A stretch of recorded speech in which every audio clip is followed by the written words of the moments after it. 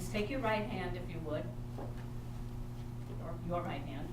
Again, I'll use your right hand. Okay, and I want you to stretch it all the way up as you can, and then bring it out to your side. And then still facing forward. I want your torso to continue to face forward.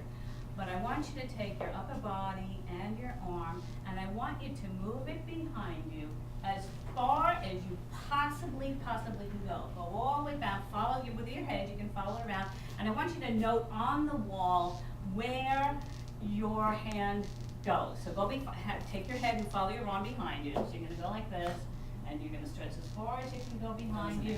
All right, so it's the 5 eyes that I call for the invitation for communication. Invitation generally implies that there's some kind of maybe obligation involved, some exchange of things. If I invite you to dinner at my home, and you come and I hand you a fishing rod and some bait, you may or may not get dinner that night, but it's certainly not probably what you were thinking when I invited you for dinner. Is that right, Don? Yeah. Unless you really love to fish, right?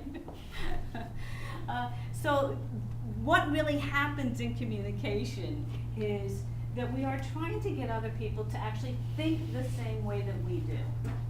Now, we may not really, think about it that way ourselves, and some people will say that all communication is selling. Well, in effect, all communication is selling. We're just trying to get you to see it my way, see it from my point of view.